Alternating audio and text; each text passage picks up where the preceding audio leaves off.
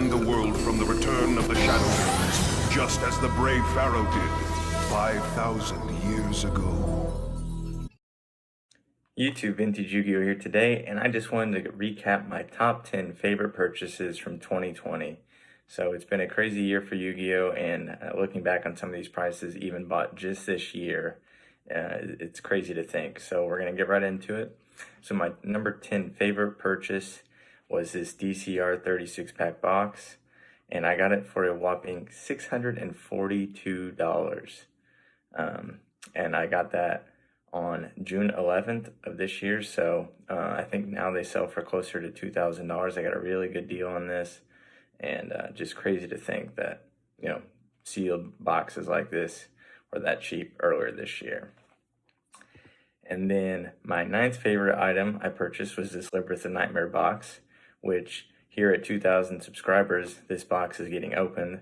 So if you're new to the channel or you're just not subscribed to me, subscribe, and if we get to 2,000 subscribers, we'll open this up. So that should be a fun opening. And I paid $800 for this back in March of 2020.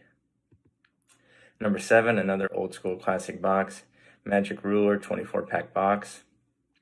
This is the second one that I own, and both are still sealed somehow. Normally, if I get duplicates, I end up ripping open the second copy, but this one is still sealed, and I got this for $825 on May 3rd.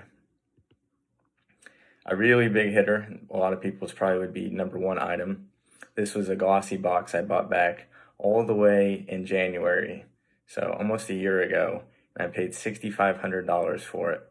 And this is a Gaia variety box, so this box is still sealed also, and probably will remain sealed until I either sell it and someone opens it, because I plan on keeping this one sealed forever.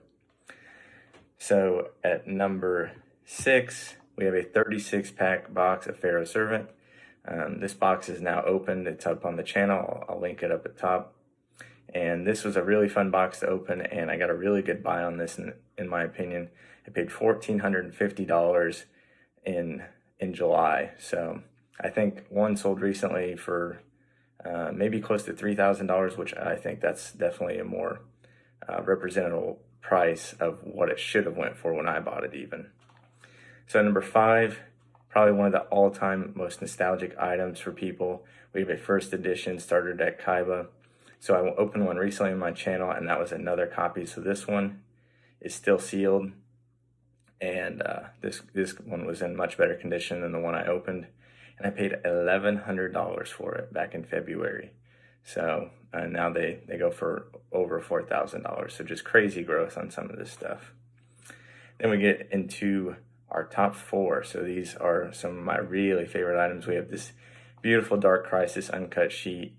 Got Shinato on there a couple times, Cost Down. Just really cool artwork, Skull Archfiend. So definitely a very unique item. A lot of people might not like to collect something like this, but super cool for me. And that comes in at number 4 for me. And to stick with the trend, at number 3, we have a Labyrinth of Nightmare sheet. I put this one just above Dark Crisis just because Labyrinth of Nightmare was a little older, and I have some more connection to that set versus Dark Crisis, which came out a little later. And you got 2 Masked Beasts, you got Dark Necrofear on there, and Revival Jam, and all those super cool, super rares in that set. So that comes in at number 3, and I paid $1,100 for that, and I paid $1,250 for the Dark Crisis sheet. At number 2, the only prize card I picked up this year was Gold Sarcophagus. We did a trade. I traded a guy a TP2 Gem Mint 10 morphing jar for it, so he might get the better end of the deal in the long run. But I had 2 copies. I was fortunate enough to grade.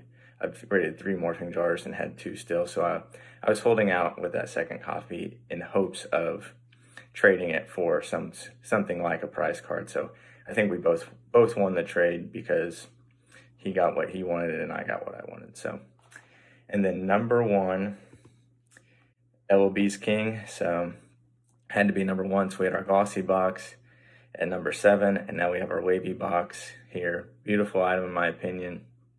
They definitely don't come up near as often as glossy boxes.